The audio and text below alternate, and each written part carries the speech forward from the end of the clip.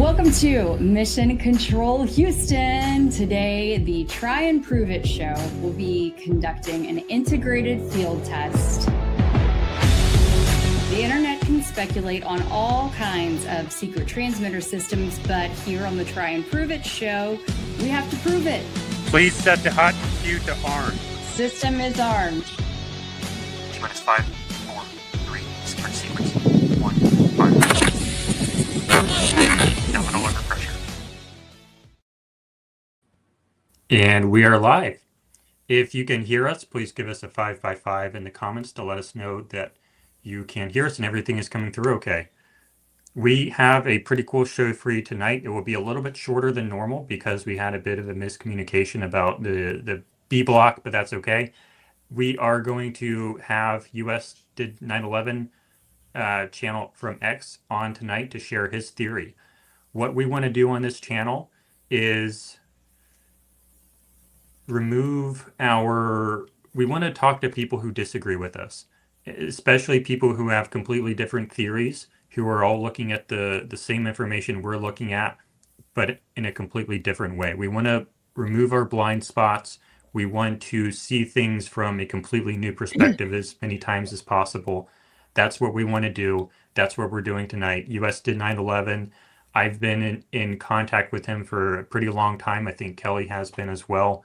And he has a lot of thoughts on what physically happened to Charlie Kirk that I'm very interested in hearing about much more thoroughly than before, because previously it's just been in chat and in DMs and such. So we're going to hear from him. We're going to hear his perspective. He's going to have about half an hour to present. And who knows, maybe he'll change my mind. And after that, we're going to have a little bit of back and forth where I'll ask him some questions that are maybe a little bit more critical. Maybe Keli will as well. And then we will open it up to open discussion and audience questions. So if you have questions for US 9/11, please post them in the chat and make sure it has a question mark, maybe tag Keli since she's always in the chat. And we will get to your question at the end. And without further ado, I will give it over to Keli to introduce US 9/11.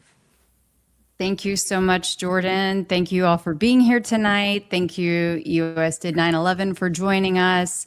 I have been following his work for quite some time as well, and am very excited to get to hear from him tonight and to share him with you all. In case you have not followed him on X, you are in for a very interesting take on things. First, I want to just kind of personalize, I think, the man behind the account, because a lot of times we're wondering who are these anonymous accounts. We don't even know. Even Jordan and I, when we did a pre-interview yesterday, we didn't know if we were going to be speaking to a man, a woman. We had no idea, right? But once we had a moment to get to understand a little bit behind the person, it was quite fascinating. So would you mind introducing yourself and tell us what we're looking at as well, that our viewers are seeing on the screen, some of your handiwork? Oh, yes. Hi, you're giving me the floor now? Yes, please. Oh, well, thank you. Hello, everybody. I'm kind of not the best communicating to people I do not see in person either, but I'm not even sure how to introduce myself as far as my work. We kind of went over this a little briefly yesterday, and I've done it pretty much my whole life, for about 40 years, but I really do not consider myself as the doer of my work. It's a higher power that comes through me. I've always seen it that way. And I'm just not very good bragging about my skill or how I do it. It kind of came naturally to me when I was a kid. And I developed it on my own. Never watched anybody, never worked for anybody. Kind of developed my own skill by trial and error and trying this machine, that machine, and this tool and that tool. And what you see on the screen is kind of the end result of multiple years of just trying this and trying that. And I'm not sure how much more of myself I can really add to that.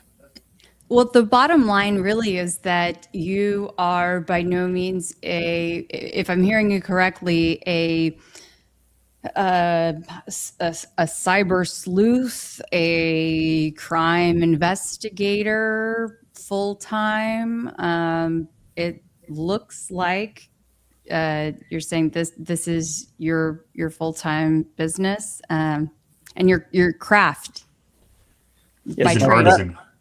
an Yeah, my craft artisan. is my full time, but I'm self-employed, so I'm very flexible in my schedule. I can do work on the daytime and work at Charlie Kirk's assassination at night, or it could be vice versa. I could work all night and do my work because I'm not really open to the public and very flexible. So whenever, just kind of everything is a mix-up, and whenever there's some other challenge comes up, such as this investigation, I just drop my business, kind of put it into the side bin, and engage in some other helpful activity.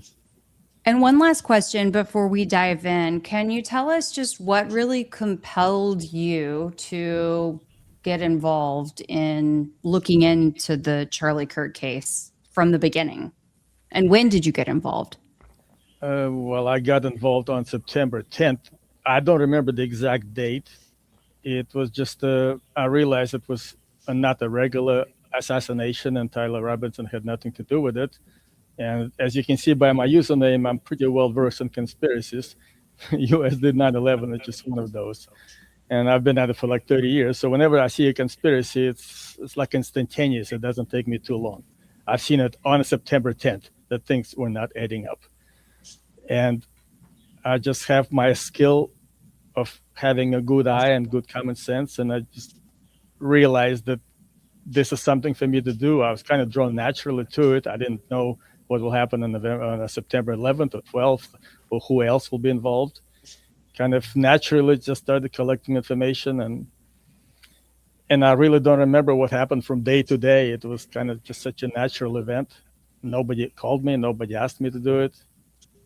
It was just like a natural internal call to do it, and it went from there. It has not been a day off ever since. Over 7 months later now, here we are. So let's go ahead and dive right in.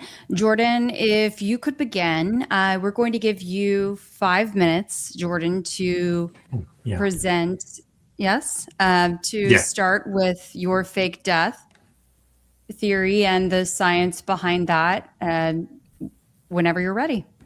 Right. So I just wanted to begin what I believe about the case. And the way I look at it is sort of through a scientific lens.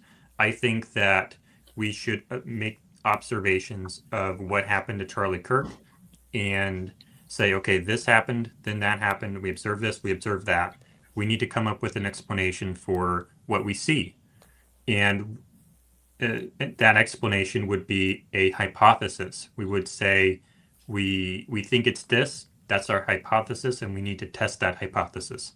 We need to find out whether or not this explanation that we come up with, number one, can it actually reproduce what we see? And number two, was it what actually happened? Once we demonstrate that a hypothesis can actually reproduce what we see, it becomes a candidate explanation. We know, okay, this thing that we're saying happened can actually happen. So once that happens, it is a candidate explanation. Once it's demonstrated, and then we find out, is that what actually happened? That's when we actually prove that this is what really happened, right? So there's the two different levels there that I think we should focus on. Is the most important thing in this stage is demonstration.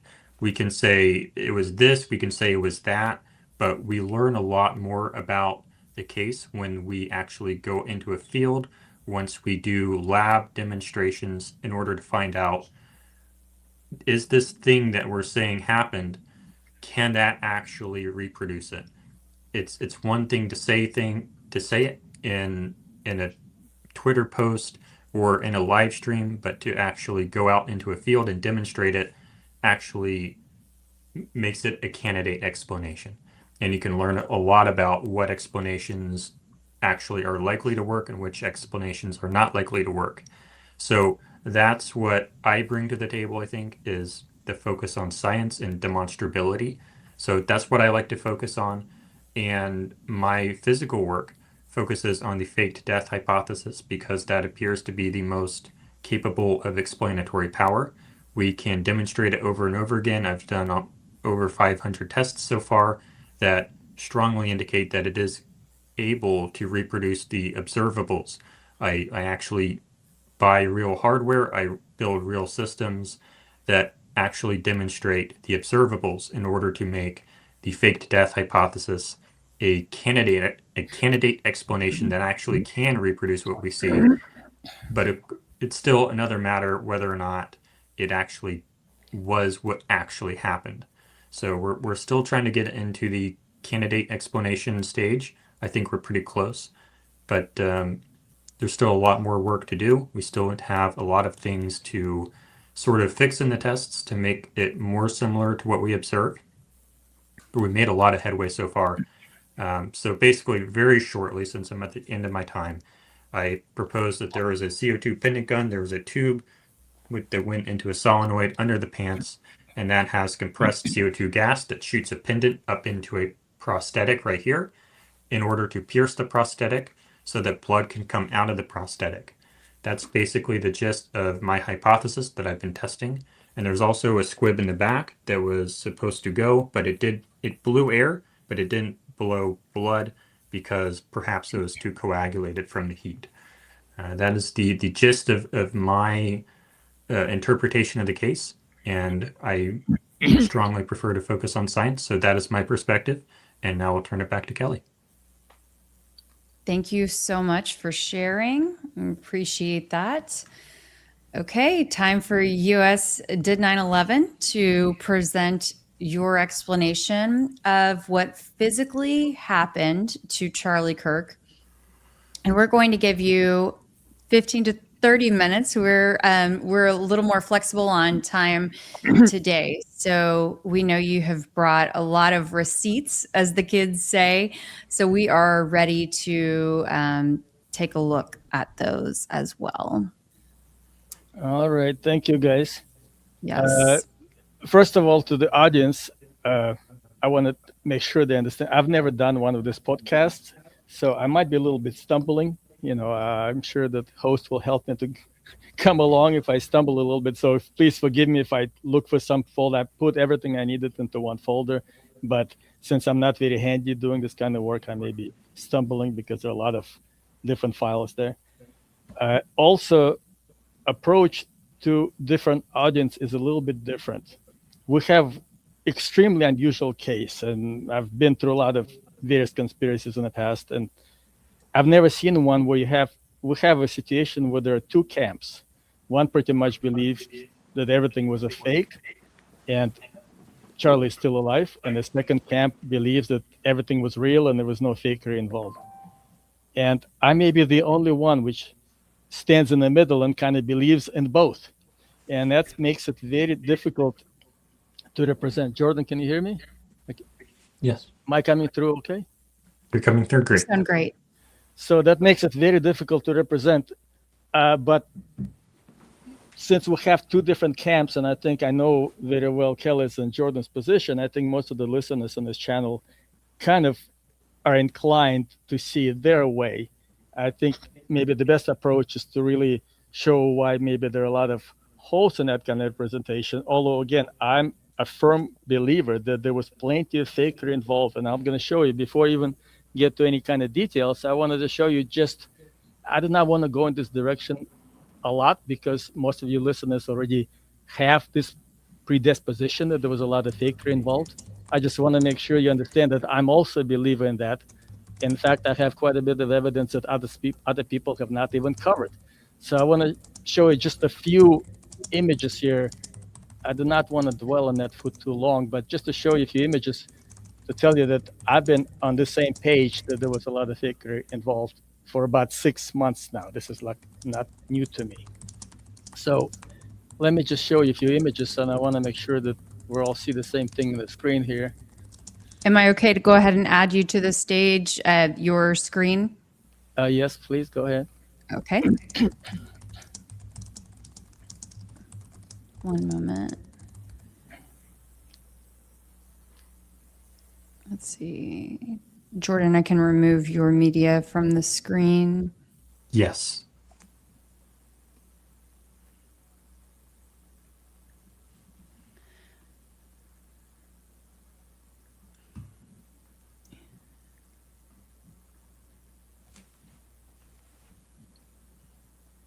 Go ahead. So, am I okay? Or should I? Yes, you're great. Okay, I'm just waiting for you to go. Tell me, go ahead. Perfect. Okay. So you can see this image? Yes. Okay. Again, I do not want to dwell on this for too long, but just to give you an idea very quickly of what I'm talking about, this is frame number 4, as you all can see in the upper left corner. This is the first frame where the alleged neck wound can be visible when the shirt comes down. And very few people looked at this frame very carefully, but I'm going to zoom in on this a little bit. If you can follow me, and if you can see, this hole is not round at all. It has 5 straight edges. And 2 of those inside corners are a 90-degree corner. Now, I've looked at this for about 4 months now, and still a lot of other frames I need to finish. But that just gives you an idea that nobody ever looked at this frame, but this is pretty clear. Well, this not clear, but this implies some kind of fakery to me, because any kind of bullet hole or even any other wound would normally not be with straight edges. It's certainly not with 90-degree corner. You can see this is a 90 right here, and this is another 90.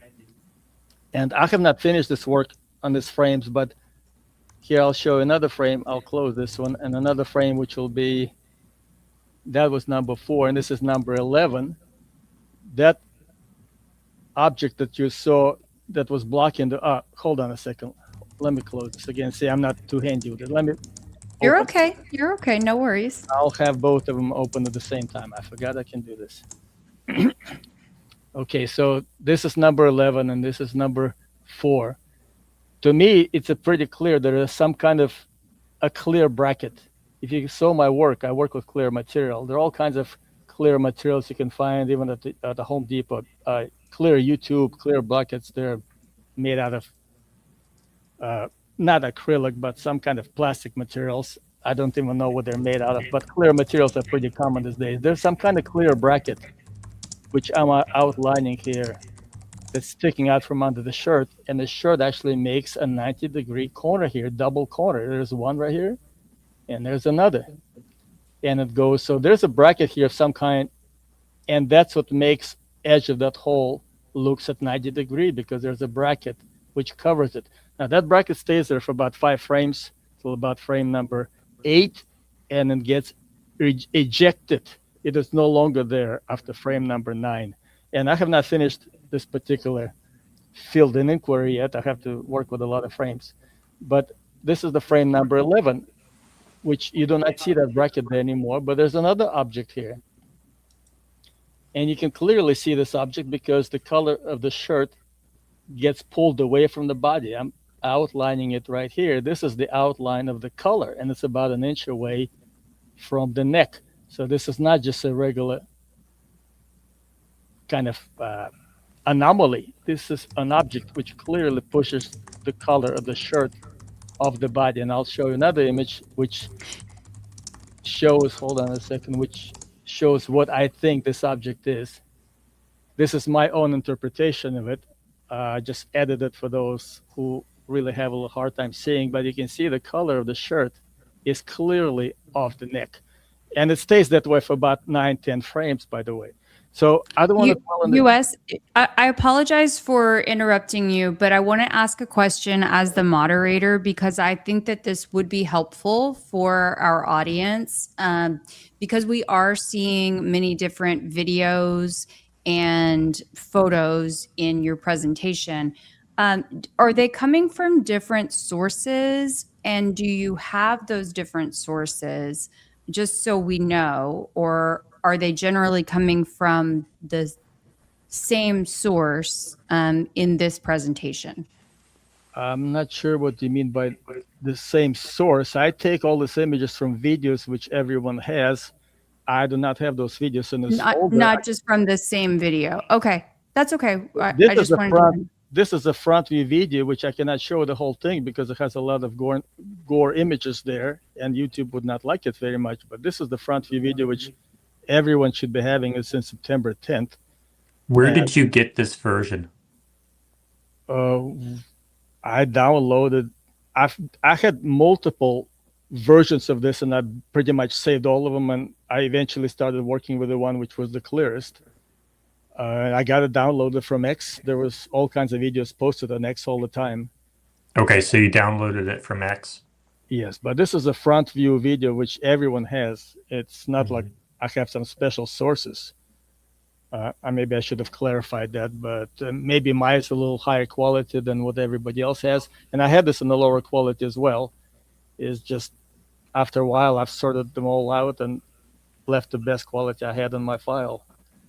But I do not have any special sources. Everything I share with you has been posted on X for about 7 months, or some videos maybe 6 months. So there's nothing new there. That's okay. We can revisit that in a little bit. If you wanted me to post a whole video here, I probably could. I have to go to another folder. No, please that's- continue. Please continue. I apologize for, I just wanted to establish that question kind of to understand for the audience. Anyway, I do not want to dwell on this any further. I just want to say to everybody that I'm one of those who has believed for about 6 months now that there was some plenty of fakery involved, and this is just one of those evidences. But I'm going to close this for just a minute. But since we're discussing here this issue with people who are inclined to believe this was a fakery, maybe it's good for me to make a presentation why, even though there was plenty of fakery involved, but fake death, that's another matter altogether, and I'm going to show you why I say this right now. Just so we're sorry to interrupt again. What do you think physically happened to Charlie Kirk? Just so we sort of have an understanding of where you're coming from in general. Well, I think he. Again, I do not have the time to go to all the pieces of evidence, but to me, he was clearly playing a role of sign fakery, and he was planning or expecting something. But what happened is he received something different than what he expected. I think he got betrayed or deceived somewhere along the line and promised to play just something benign and received something a lot more deadly. And I'm pretty sure that he did end up getting killed, although giving full credit that there was plenty of fakery involved. It's just the death itself, the fact of the death was not faked. He actually was killed by something he did not expect. And I will show you why I'm saying this in this moment. But does that summarize it for you? Yes, it sounds like you're saying he went into it thinking he was going to fake his death, but it ended up being real when he didn't intend to. Is that right? Well, I cannot even say for certain that it was death that he was planning to fake. Maybe it was. I cannot read his mind, and we do not have anybody's word for it, or we don't have. Or he was trying to fake some kind of injury, right? He was faking something. It possibly could have been death. Myself, that's a hunch. I have no evidence of that. My hunch, just knowing his personality, and I can go into that a little bit later. I think he's the kind of personality that would not fall for making any kind of fake death. And I can go into like maybe 6 counts of explanation to why I don't think that was possible. He was a very highly moral person from my perspective, and he would simply not allow millions of followers to be hurt. He would not allow, he would just, I cannot see how he would allow his organization, which he lived for and worked for, to go into the trash bin of history and fall into the wrong hands. And we all kind of know what his views were. He would have to live with innocent men being arrested and being put on trial and maybe receive a long sentence and maybe even a death penalty. Do you want to get back into some of the photos and the slides and videos that you have? Okay. Well, I was just trying to answer your question. But anyway, before I even show you the presentation, whenever there's any kind of fakery involved, you all guys have seen like videos and movies. There's always a big difference between a real event. I'm going to show you why this event, what happened to him, was A, real, and B, it was a violent real event. There's a big difference because you guys all have seen the movies and videos. And whenever there's always a difference between a real event and a play. or an acting play. And I can tell you how the difference plays out. Let's say somebody is trying to hit somebody on the head, let's say, for example. The head will react immediately only after the hit, right? It will not start moving before.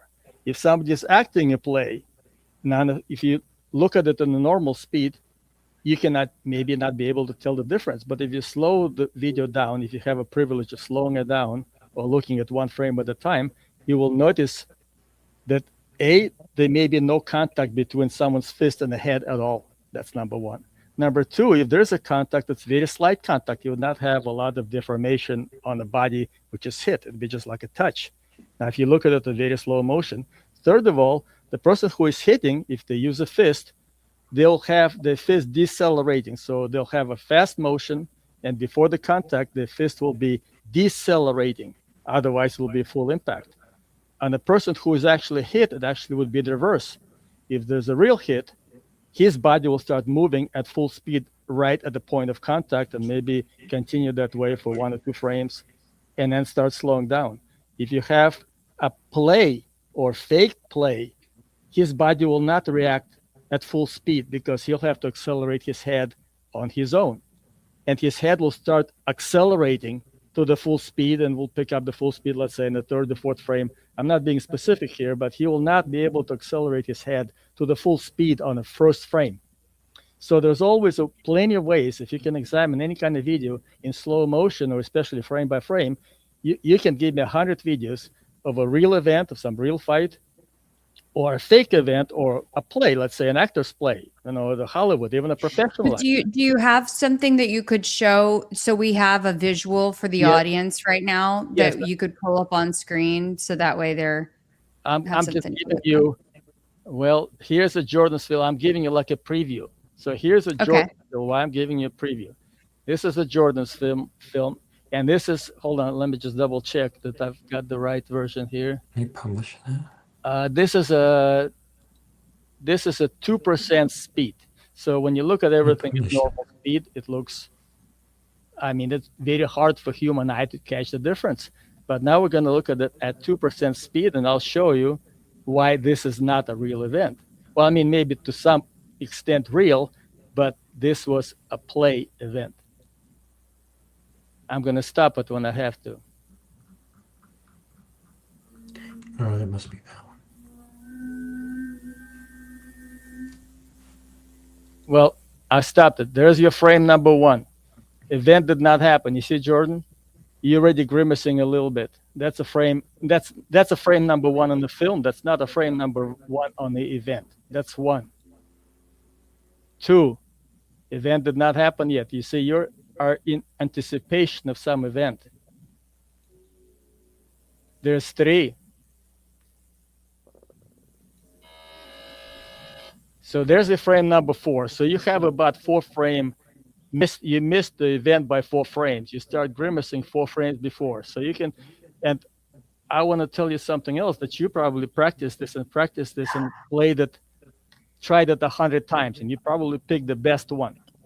If you were to give me the whole array of your trial and error, you probably would have a lot of other videos which are a lot worse than that. So this is probably one of the best ones, and you still missed it by 4 frames. Now let's take a look a little further, and I'll look at some other videos as well. But you can see right here that you were expecting this event, and you're also expecting some unpleasant event because you started grimacing first. Let me go back here if I can show you. This is the frame. Let me see. I want to make sure I have the right frame here. Charlie braced for it too, didn't he? Well, no. This is the frame. I'm sorry, guys. Didn't have enough time to prepare, and I didn't put the frame number. But you can see this is Z, meaning I'm counting here backward. This is -1. This is the frame number -1. His face is completely peaceful. This is the frame number 0. He actually had his eyes closed for 6 frames. So this is -1. This is 0. I did not save into this folder all other frames, but his face pretty much after he closes his eyes on frame number -6 to -5, his face remains almost perfectly stationary. There's certainly no grimace on his face at all. and he doesn't move it. He just has his eyes closed, and the expression on his face stays for 6 frames exactly the same way. Like, okay, whatever, let's just go on. You can first of all see that he's not expecting anything harmful here. That's number one. And he experienced a much more harmful event than what Jordan did on his test. And I'll show you this in just a minute. There's just so much to show here. I just cannot fit everything at the one time. But You're good. You're good. You have 13 more minutes, so go for it. all right. So anyway, this is -1, and this is 0. And I'll open here frame number 1. This is number 1. So this is so until the actual bang, there's no expression on his face of any kind. It's totally stationary. And I just showed you that Jordan missed it by like 4 frames. And on top of that, you can see there's no grimace on his face. He's not expecting any kind of harmful event. And what you'll see in just a moment, he actually have received a lot more harmful event than what Jordan was expecting his test. And I'll show you this in the side view. He was whacked on his neck like with a sledgehammer. And I can show you in images to how did that happen. But anyway, so there's a difference right there. Now let me get back to the video of Jordan. So this is the frame number 1. One thing, now this, let me see. There's just so much to cover. I'm sorry, guys. I have to try to put this in perspective. Let me skip this. I'll come back to this a little bit later. Sorry, Jordan. I'm playing you with slow motion here. I'm going to skip here. I want to see look at the next video here. Because you had a few. Okay, there's another one. This is the same. I'm stopping here for a second. This is the same 2% speed. Okay, there's number 1. Jordan blinks, now puts his eyebrow down a little bit. There's number 2. He's cringing his eyes. There's number 3. Event did not happen yet. See this? Here's number 4. So he missed it here by 3 frames. I'm not sure if it's the same video, it's a different test or not, but you can see he's missing here. And this is just one aspect. I mean, just sit tight. I'll show you. There are a lot of other things here by which you can tell the difference between a fake play and a real event. But you can see that this was predetermined play because he's missing the event. Now, I want to show you a few. Let me close this images for a minute, not to have too many open. Now, let me see. I'm sorry, guys. There's just so many images in this folder. I may have to close a few. This is, hold on a second.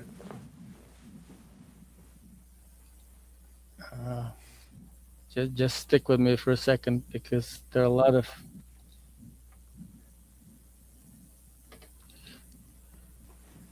Okay, all right. I think I found it.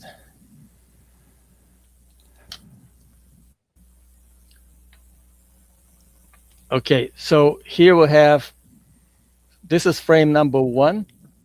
You can see by the billing his shirt on the back, it's just like a ghost here, but that's when the event starts. If you put it in, if I were to put it in motion, you'd see that the shirt moves from this position to that position.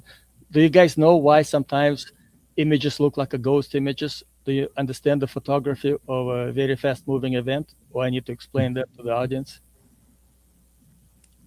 It's the shutter speed. The thing is open. Kelly, you're muted, but it's shutter speed. Sorry. What happens on the, Yeah, the explanation would be helpful for those who are not unaware. to the audience, like I better explain it because not everybody may know this. Whenever there's a very fast moving event and you have some object occupying the frame in less than exposure of 1 full frame, so it only appears in the frame like part of that exposure, what happens is the camera takes a photograph of that object, but it also takes a photograph of the background of that object before that object appears. So it kind of takes the image of both. Before the object appears, it takes the background, and then the object kind of jumps into the frame, and the camera takes an image of that object as well. So kind of one overlaps another, and that's why on a very fast-moving event, the object looks transparent. Also, depending on what's the duration of that frame the object was in the frame. Transparency depends on what's the duration. If the object was in the frame for like 80% of the time of duration of that frame, it looks close to solid. If it's like 50% of the time, it looks semi-transparent. If it's 20% of the time, it looks like a ghost. So from here, you can tell this is probably 50% of the time. So this camera caught basically this shirt in motion, in action, and you can see it through it because part of that frame exposure, that object was not there. So you can so that's kind of a basic concept for those who do not know the high speed events. So anyway, so this is frame number 1, and I'll flip to frame number 2. You can see, first of all, there's no reaction in his face on the frame number 1. But number 2, his chin reacts immediately. You can see how far his chin goes down. Voluntarily, a person, this film, by the way, is 60 frames per second.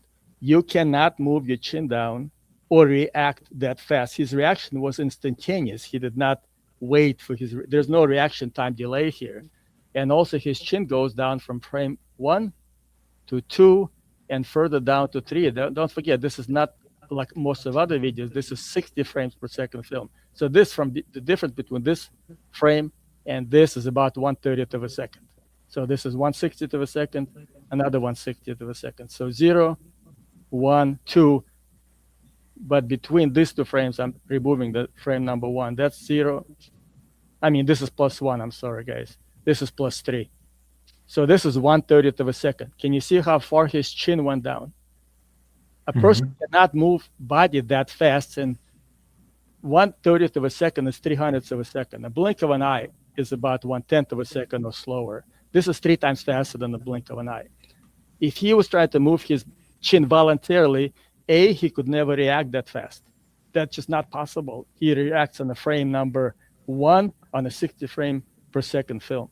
Number 2, he could never move his chin down that far down in 1/30th of a second. That's a physical impossibility. The only way you can explain that if something actually did press, he had some pressure on his neck, which forced his chin to go down.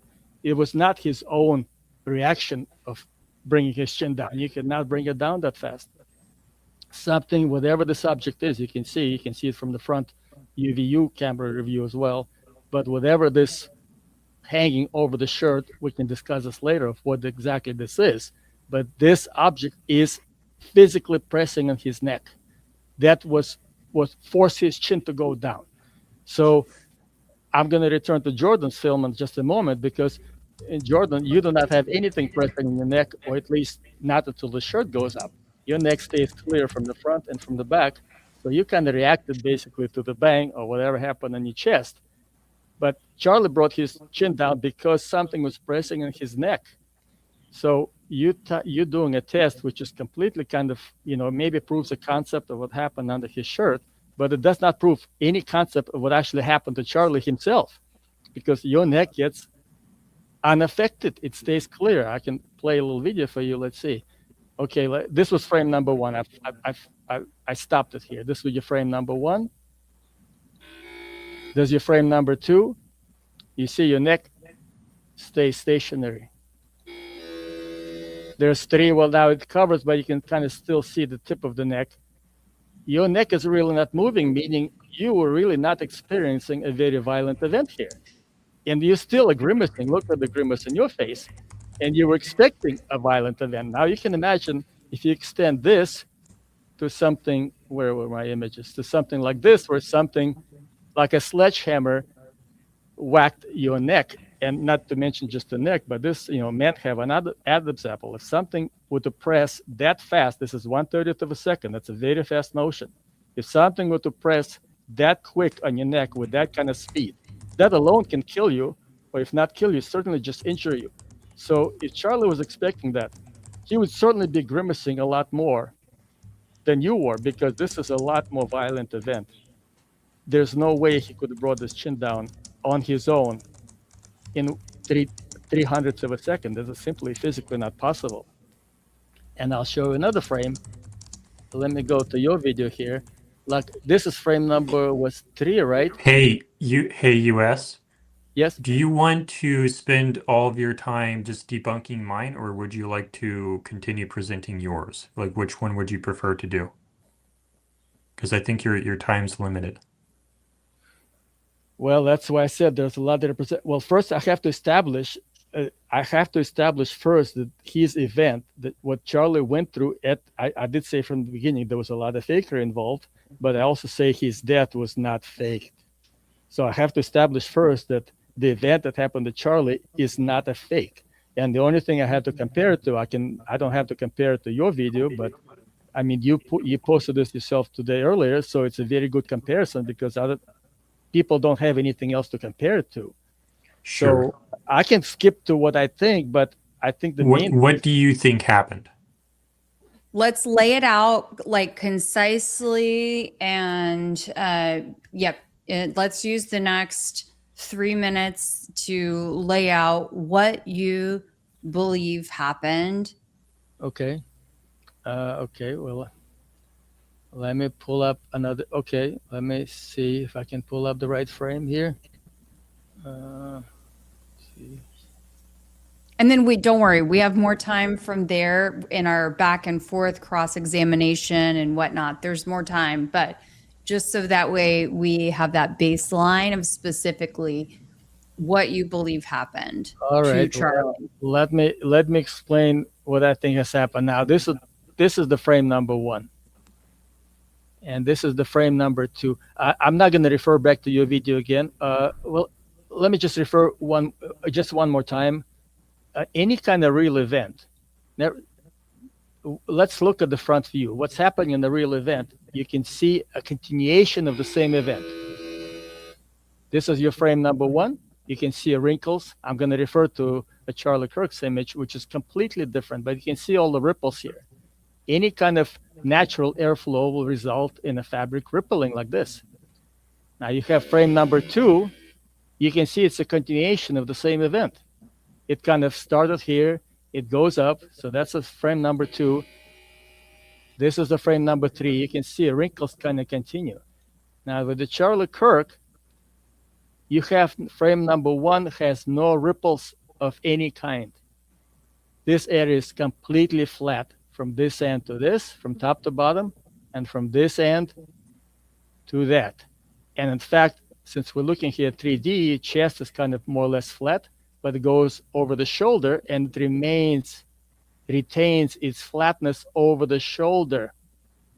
This is not a free air expansion. Free air expansion could never result in a flat area like this. It would always have some kind of ripples like this. It can be a different pattern, but you could never have a perfectly flat area from one end to the other. Now, what you see in the next frame, number 2, this is an explosion. So what you're looking at here is 2 different events. This is event 1, and this is a totally different signature from any kind of explosion or CO2 gun or whatever. You know, it doesn't have to be conventional explosion. You expect to see a pull in the fabric. You'd see ripples, just like you see it here in every single frame. And no matter how many tests you conduct, you'll always have ripples on your shirt. You would never be able to achieve this kind of flat area unless there's some kind of restriction under the shirt. This shows a restriction. I talked to Jordan many times, like chatting. I said, this looks some kind of a bag. Now, I don't know what kind of bag is it. I'm convinced this is some kind of a special effects bag. But the best example I can give you is a balloon. You inflate a balloon. The air has a boundary of a balloon. It can be a round shape, or you can make a square shape, or you can make it into a pretzel. Whatever the shape of that balloon, you have a boundary. Here you have this boundary like a scarf. In fact, I'll show you one other. This is my own outlay here. I've outlined that you can have a scarf shape, and it also has 2 90-degree or close to 90-degree turns. You can see it right here. There's one turn, and there's another turn, and there's no further expansion into this area. So you have turn, and then have a scarf-looking pattern. So what you see here is 2 different events. This is event 1, and this is event 2. And the only explanation I can give it, I don't do the testing like Jordan. He challenged me one time. He said, "Can you do a test?" I said, "No, I'm not a test kind of guy, and this requires a special team of some kind of special effects team members with a lot of knowledge. You're muted. And a lot Keli, you're muted. I'm not muted. I'm not muted. Oh, you must have been mouthing then. Oh, no. I was like, hold on a second. Jordan only has one person. He doesn't have a team. It's just him. No, I'm not criticizing here. I'm just trying to explain. Jordan asked me, what do I see here? So what I see here is some kind of contraption under the shirt. I'm not It's saying almost like a bladder or an airbag or something like that. I say But some yeah. kind of airbag which has inflated. You don't have an explosion here or any kind of CO2 firing or nothing like this because there is no ripple and there's a clear boundary. Now, whatever this contraption was, which I believe extends all the way to his neck, this is under the shirt, and this red section, that's what pressed on his neck, and that's what forced his chin to go down. But this has exploded on the next frame. This is a totally different event. Whatever has inflated, you can see it's totally deflated here. Whatever has inflated, either by design, maybe there was a valve on the end, or maybe it was just overpressurized. But whatever has inflated on the frame number 1 has indeed exploded on the frame number 2. I do not know how to make it any better. I could not repeat it in my test. I just don't do testing. I don't think without special effects, very good special effects knowledge, this can be repeated unless you know how to build like contraptions. It's not just building a contraption that can blow up. You have to do it in 1/30th of a second. It has to be inflated in 1/30th of a second and then blow up on the next 1/30th of a second. So how to do that, don't ask me. I could not do it. This is just my personal observation that this is some kind of contraption under the shirt. I'm sorry, I got this French mixed up. This is a contraption under the shirt. This is event number 2. It blows up and this wrinkles is a normal effect of what happens from frame number 1. So Jordan asked me, what do I think about it? Now I can go in a lot more details, but this at least describes the initiation of the event. I mean, Jordan, did I explain it to you like in a reasonable fashion? Your listeners understand, or? I'll have some questions for you once it's time for that. All right, because I'm sorry, guys, I'm losing my train of thought a little bit because there's just so much to discuss. You can see nobody has ever discussed this. I'm showing this. I have these videos and images for many months, but nobody has ever discussed this detail. So I have to kind of cover it from the ground zero. Where do you think the blood came from that pumps out? Well, again, I do not like to call it blood because I think the blood event was fake. Now, let me show you what I think. Let me just prefix it here a little bit. Sometimes many investigations sometimes take months and even years, and sometimes they're never solved. You have sometimes unsolved cases. And that's when investigators have the access to forensics, and they can do ballistics, and they can do fingerprints and DNA and all of that. Sometimes they don't solve the cases. Our ability is extremely limited. All we have are the videos. So we may never be able to solve it just from the videos that we have. But even if we do solve it, I don't think it can ever be conclusive because videos alone, this is such a bizarre event. I think videos alone would never be able to solve it conclusively. It'd be more like most likely scenario, but I don't think nor you nor me will ever be able to say 100%, this is what happened. It's just, we simply do not have the access to the evidence that's needed. If we had a video that's let's say it was at 240 frames per second, with showing every single detail, maybe we could. But with the 30 frames per second, with all those different angles and cameras running out of sync, so I can tell you what I think, but I cannot say it with 100% certainty. So sorry, where did the blood come from? Okay, you asked me where the blood come from. So yeah. I'm pretty sure that this was a 2-stage event, and the blood, I'm pretty sure that's why I showed you this. Where was this image at first? Let's see, where was it? I'm pretty sure that the blood event was fake, and I do usually get stoned by saying this because people think that Charlie has been killed and everything was real, and they always say we're so blood. I always say, well, all blood is red, but not everything which is red is blood. So just because you saw something red, that does not necessarily mean it's blood. I think this was a part of the fake that he was himself expecting to play.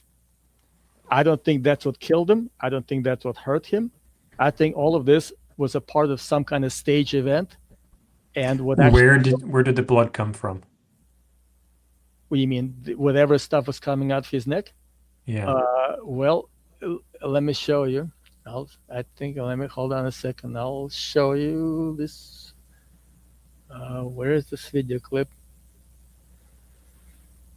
Oh, God.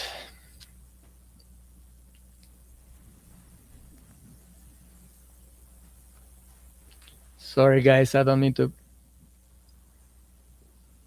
You're fine. I'm looking for the right. I saved a video clip, and I may have to go to another because You're muted again, Keli. Okay, I think I'm unmuted now. Can you hear me? You are now. Yeah. Okay. I mean, we are on 37 minutes now, so I apologize. I had to step away for a moment. Well, but to answer Jordan, I don't think I put this little video clip into this folder, so I have to go to another folder in my video clips. Hold on, just Okay. We're gonna have Keli step in. well, there. we can come back. We can come back to that in just a little bit. I found it. It's right here. We found it. Jordan, would you like to concede to let him take a look at that real quick? Sure. Okay. Can you see this video on the screen? Mm-hmm. I don't. Nobody pays much attention to this either. This is something that's happening on the first frame. You can see the first frame. There's some kind of contraption here that looks like a syringe. You see it has little two sections. There's a wider section and a little narrow section, and it gets compressed on the first frame.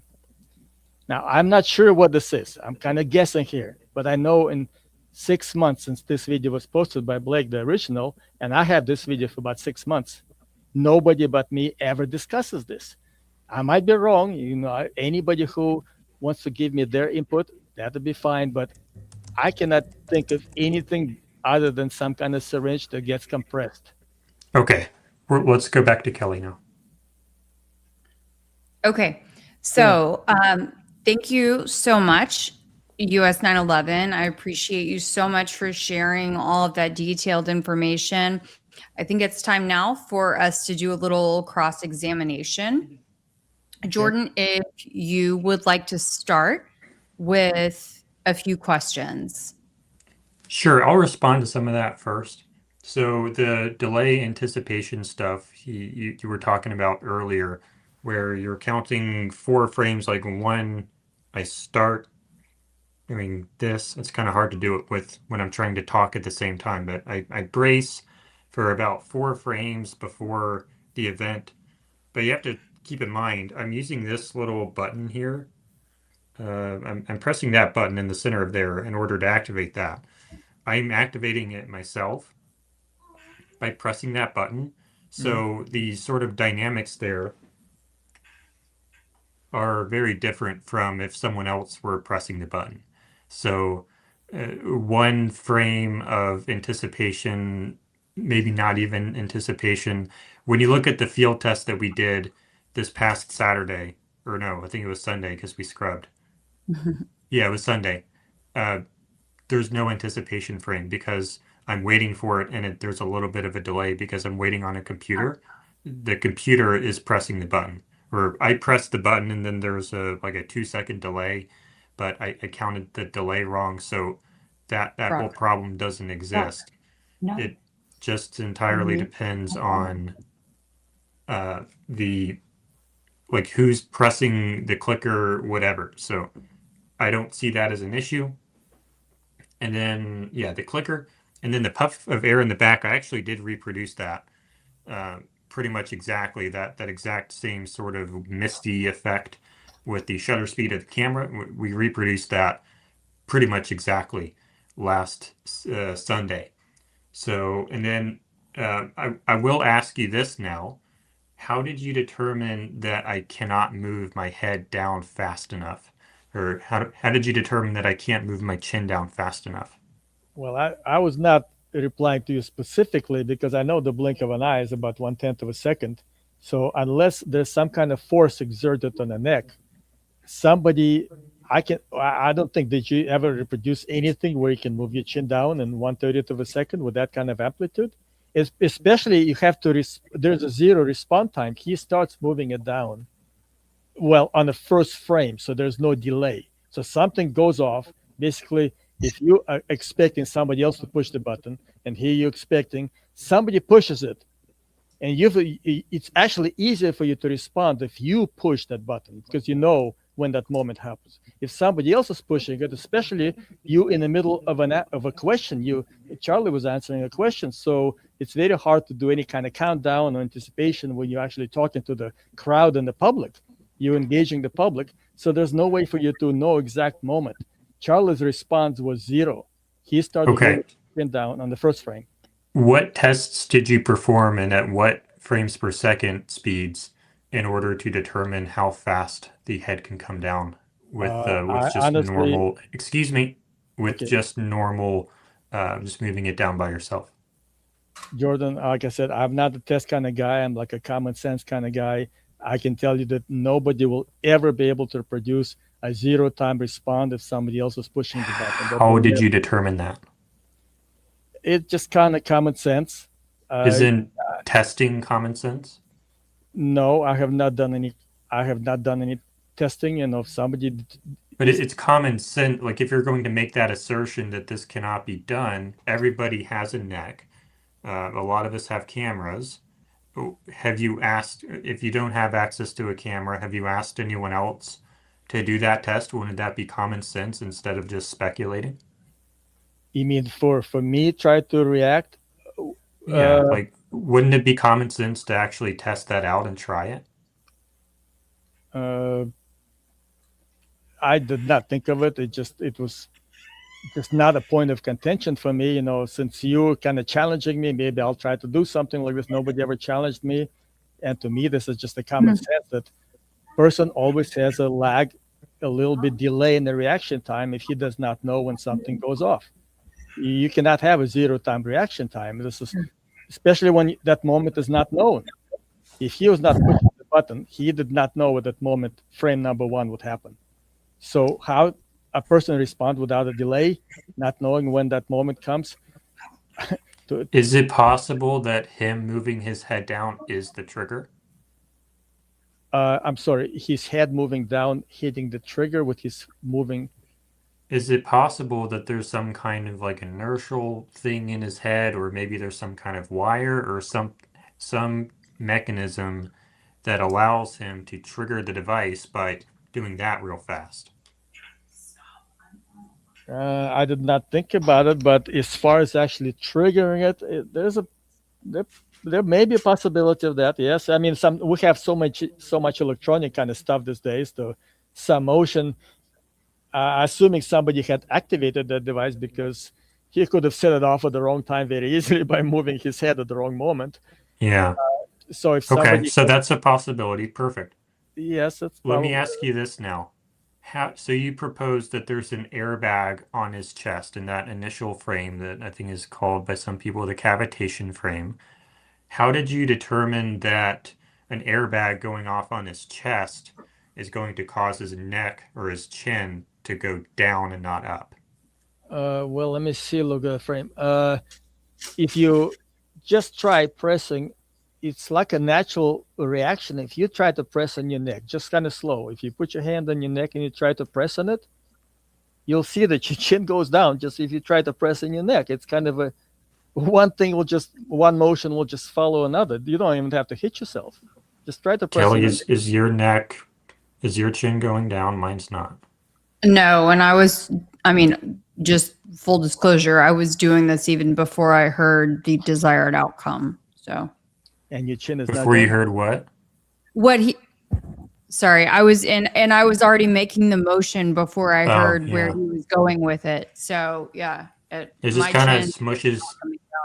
It just kind of smushes. It doesn't push my chin down. It just kind of smushes.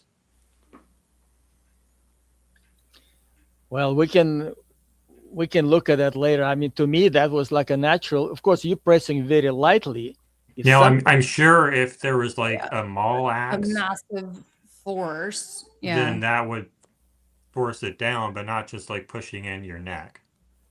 It just kind of uh, feels weird and it kind of smashes your trachea a little bit, but it doesn't push your chin down. well, let me show it. Let me show you this frame. You have a similar frame on your video too. I mean, this is a side view, but a different camera. So this is again frame number 1. Can you see this bulge on the back of his neck?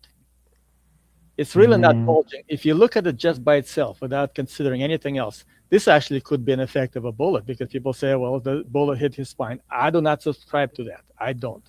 But if you're looking just at this video, I mean, just at this frame, something is pressing on his neck in it, that to the effect that the back of it got deformed. yeah, I mean, that could just be air pressure pushing it up. I don't know. But this is my time, so I'm going to reclaim it. Okay, go ahead.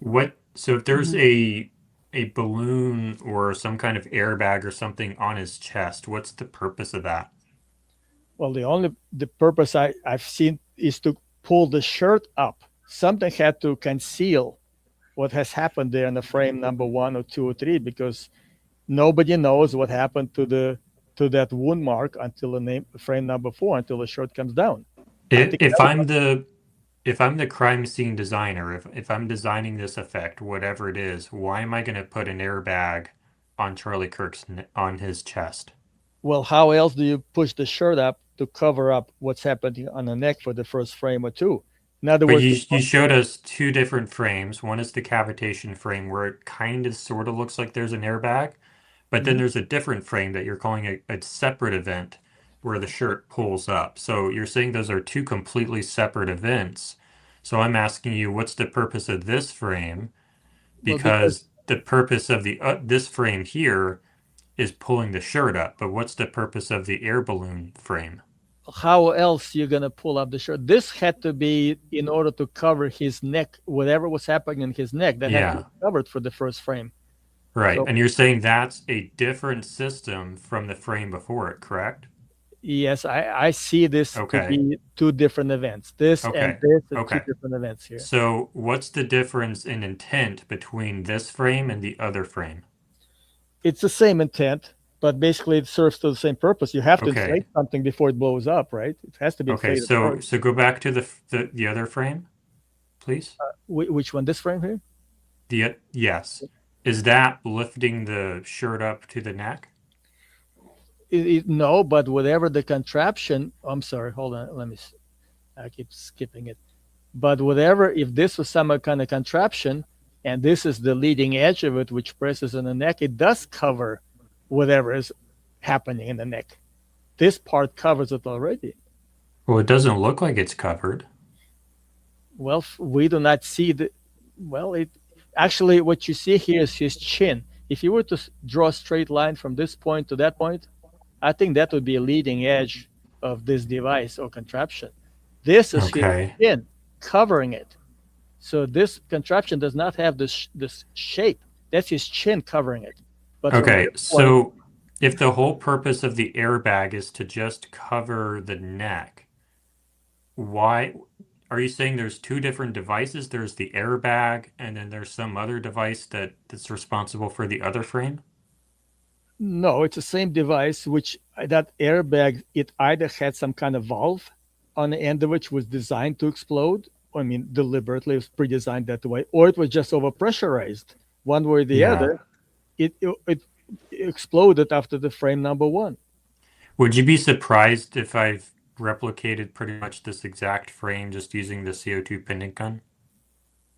Mm, well, nothing surprises me anymore. But if you do, that would be a very good idea. Yeah, because when the air pressure comes out, it doesn't always come out predictably. Or, okay, James would be really excited hearing me say that. But it doesn't always start with Bullets act in unpredictable ways.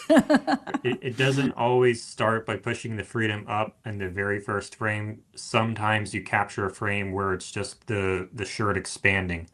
So I have reproduced that. I don't have it in front of me right now, but it's not uncommon to get a frame where before the freedom text starts arcing up, we do have a little bit of sort of collar expansion.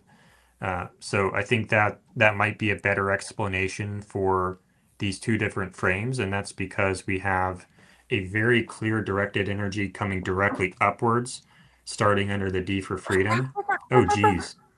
Yep, sorry. Sorry.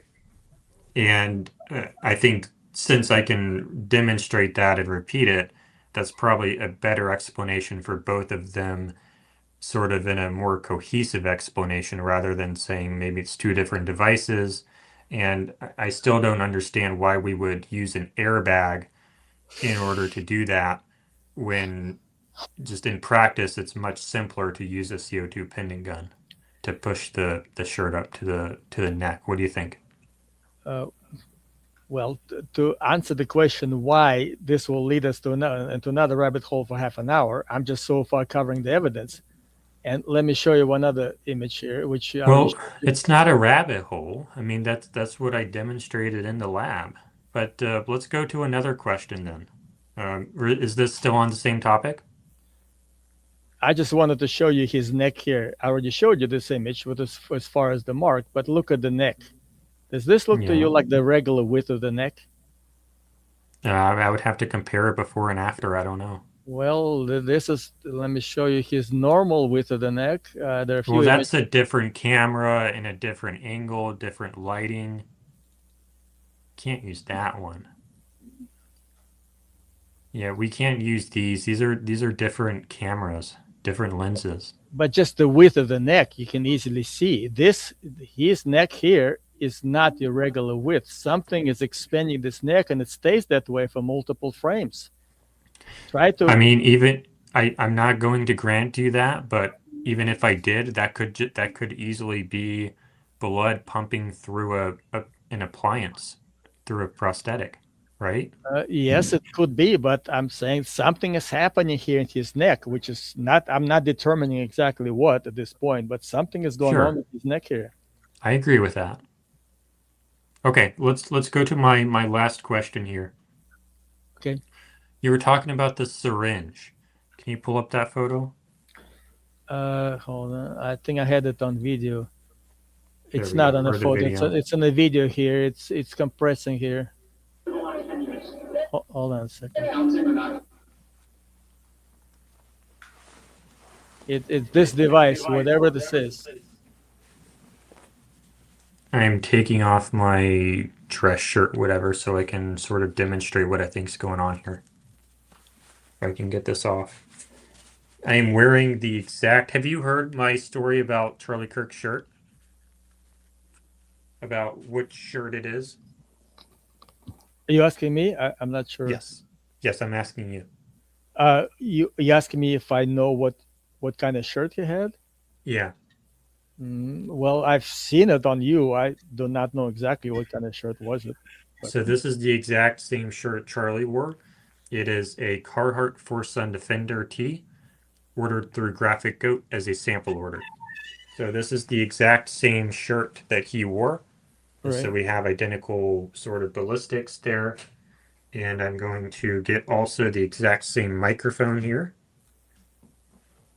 And I'm going to put it on me, and I'm going to try to demonstrate what we're seeing there. Okay. Just give me one moment, please. Should I be looking at here now? Yes, please. Let me get you off the screen.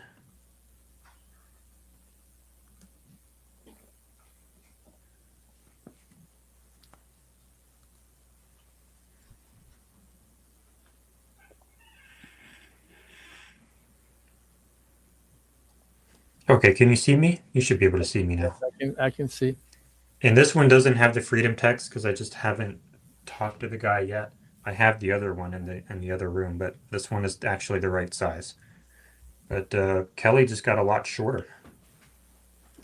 You know, I'm doing my best. My son is not feeling so hot, so he's in and out under the desk, knocked the camera almost over. So that's no fun. That sucks. At least the camera didn't totally fall over, so it could have been a lot worse. At the desk. Well, he was. Okay. We're good. I think I'm ready to show you what I think is going on. you see how is that showing up as on the right side? Is on the correct side? Yes. That's fascinating. Hold on, I Well, need to fix this again. This is What do you mean on the really right annoying. side? It's on your right side. What do you mean on the right side? Keli, is it right? um, Yes. Yes, it is on the right. yeah, yes, yeah, yes, Yes, his neck mark This was is on the left. really stressing me out, man. yes. It needs to stop doing So this is this. it's you guys. It's a StreamYard issue, a streaming There we issue. go. I fixed Okay. it. I fixed So it. that way Jordan can see on his own side. Yeah, It's not mirrored anymore. Thank you for walking me through that earlier, Keli. I really appreciate it. of course. All right, so we have the microphone. You see how it looks like really thin, but in reality it's like basically a rectangle, but if it's sort of and I'm talking to US 911 here. You see how if I do it sort of like that, it starts looking super thin just because of Right. how it's sort of propped up. Mm-hmm. And you see how there's that crease down here? Right. I think that's the crease that you were talking about right there. And then as I bring the shirt up, you see how the crease disappears? It's not perfect. But as this comes up, the crease disappears, right? So you're saying it's a And crease in the shirt. yeah, it's a crease in the shirt. There's nothing. There's no funny business here. It's just a crease in the shirt because it's a huge mic. Like that's how big it is. So if it doesn't rest square up against the chest, it will sort of do that funny stuff and it'll have a crease. And then when I bring the shirt up like this, that crease disappears. Do you think that's a good explanation for what you're seeing in the video of Charlie? Mm. Let's go back to your screen here.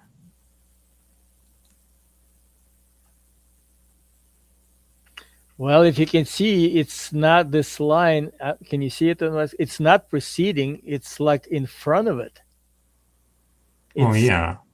it's not continuation of this black line. It's right in front.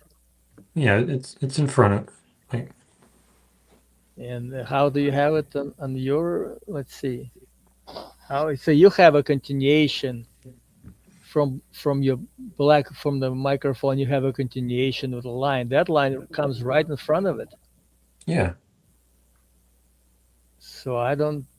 I mean, you can maybe argue part of it, but yours is not the same.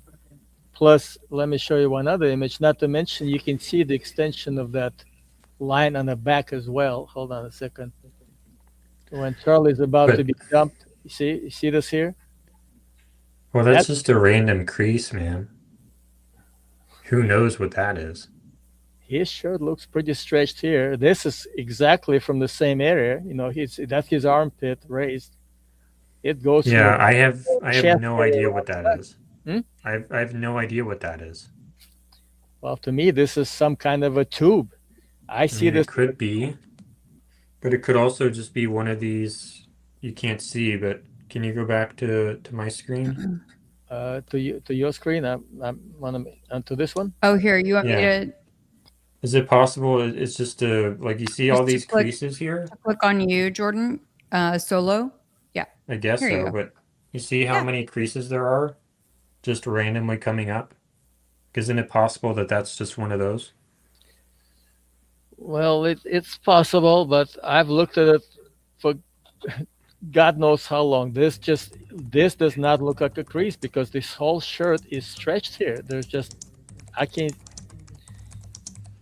Well, you you know might I be. cannot count the possibility out, but this looks like something under the shirt. This looks like some kind of a almost like my air compressor tube. I have air compressor hoses, not a tube, but a hose. Looks like about 3/8 diameter tube or a hose of some sort. Yeah, I mean, it could be. I mean, I'm certainly proposing that there's a lot of hoses going on underneath there, but I'm just not convinced that's one of them. But I don't think it's particularly important, though, right? So, where am I at on time, Keli? We are at 12:23 right now. Okay. So, okay, can you go back to the one where you think there's a device on this wound here? You To just this had one? it like 2 seconds ago. No, you said there's like a clear tube like right under his neck wound. This Not that this one. one. It's You said you probably put this in a one. graphic of a, no, not that one. You put in a graphic of a cylinder right under the wound. Oh, I see. The one you showed earlier with the like little tube that was kind of right at his neckline. That I one, mean, Jordan? the frame number Yes. 4. I mean, this one here. Yeah. I have Can you, this is Were 2 you images of the same. This is my interpretation of what's there. I thought you had a different one. I You had have- a different one. I have frame Mhm. that's number 4. This is frame number 11. Do you This have the one? one with the cylinder? The It It one looked that like you a showed very earlier. small tube, like right next to his neck. Close to frame 4, but you were showing kind of the size. Well, this is frame 4. You just had it up like 2 seconds ago, or not 2 seconds ago, like a minute ago. But let's just go back to frame 4. I don't know what happened to it. You say it's something, a tube under his neck? Yeah, remember you put the clip art on it of a cylinder, sort of transparent, Oh, okay. demonstrating what you thought it was. Remember? Well, it was this here. Yeah, but is it a cylinder or is it? Oh, I see. I know what you're saying. It is this here. That is my interpretation. that of what one. it is. Thank Okay. you. Okay. What is that device? Well, in order to give you a good explanation, I have to go. I don't have all the frames handy here. This, whatever this is, if this is some kind of device, it is not Yeah, there. what kind of device? It is not there until frame number 9. There's some kind of Okay. bracket there, like a little bracket Okay. here. This appears at number 9. It stays there for about 9 frames. I do Okay. not see anything coming out. This cap on the frame number 10 seems to come off. You see, it has like a cap here. Let me show I you. have no idea. How This big is this device? Well, this is about 3/8 across. It looks like it has a little cap here. It's not there in the next frame. However, nothing comes off of it. It just stays there in the same Okay. position. How do So we it tell almost- the difference between a smudge in super blurry compressed video footage and a device? Because color of the shirt gets pulled off the body. This is, you can see in the next frame, it's the same here. This is the color, edge of the color. It's at least an inch off the neck, and it stays like that for about 10 frames, or maybe 8 or 9. I didn't count the frames, but it doesn't go back into the neck. It stays, kind of changes its form a little bit, but it stays about an inch off the neck for multiple, like a third of the second, like that. It does not go back on the neck. So we're on frame 11, right? This is 11. And this is at 30 FPS? Yes. Do So you there- have this in a video though, and could also just go through the video just frame, because like at this point we're not seeing a gush. No, Right. nothing comes out of the neck until the frame it starts dripping out, just a drip on the frame number. But what's important to me, honestly, is the overall look of this area, if that makes sense. Okay, because I'm personally seeing a few things that look different to me. And so I would want to compare that to multiple videos. If I'm just being an objective viewer of the case, because there are so many of these different videos that have been treated so many different ways over the last 7 months. And I think that's also important because we have to consider the speed and the timing of this. If we're drawing conclusions from the exact position of the shirt, we need to know whether or not that's just a continuation of the original event that we already know happened. Has the shirt had time to settle and then something else happened to it to move it? Or is it still sort of recoiling from the deformation that we saw earlier? Well, right. Well, I don't know. This is frame number 4. You don't know? It's a much closer to the neck, but just a Well, little. hold on. You said you don't know. No, I cannot say for certain. I'm just bringing to your attention that there's a That's important though, isn't it? I can tell you I cannot say with certainty what this is. All I can tell you is the color of the shirt is pulled off the neck and it stays that way for about Right. But half a you're second. drawing a conclusion from the shirt being in a certain position, and you're saying because the shirt is in this seemingly unnatural position at frame 11, that means there's a device underneath it. And I'm saying, shouldn't you find out whether or not that's just a side effect from the initial deformation that we saw? That's pretty important to rule out, right? Yes, but it stays there. I don't have all the frames ready. I didn't think we'll have the discussion into this direction today, but it stays the same way more or less in frame number 12, 13, 14, 15, 16, 17. Can we look at those frames now? Yeah. Right. So we're trying to figure out what. Okay. that comes from. I just didn't pull it into this folder, but hold on a second. I will show it to you. See? Okay. This is without any of my own addition. You want to see the previous frame? This is number 10. This is the previous one. This is not 11. And I'll also ask you this. Isn't it possible that there's a necklace right there that could be weighing down on it, or maybe a pendant or something? That might also explain why it's sort of in an odd shape. Yes, of course, in order for you to determine better, you have to look at a lot of frames. It's not just any one frame by itself. Hold on a second. I'm looking at what's the best. And I add my own interpretation here a little bit, but this is I do outline with the white, the outline of the color. That's where the color is. It's the same. Okay. That's frame number 10. Let me So show how many other possibilities did you consider before you arrived at? So when we're trying to explain, you see that the shirt seems to be in a weird position. How many other, hold on, before you arrived at, there must be a device under the shirt right there as the explanation. How many other explanations did you consider? No, I started this framework, just never finished it, probably 2 months ago. And I just don't remember what my thought process was at that time. Okay. I basically examined for about 15 frames and I looked at it and I can see the consistency, and that was my most plausible explanation. I cannot say it with 100% certainty. And how many other options I looked at, I don't know. But see, this is number 12. Don't you think that's important though? To look at other possibilities? Yes, like maybe it's just the air pressure, maybe it's the necklace, maybe it's the pendant, maybe it's the weight of blood. Isn't that important to think about? Well, not the blood. There's nothing. It pulls off the color before anything comes out of the neck. This is number 12 here, so it would not be blood or anything like that.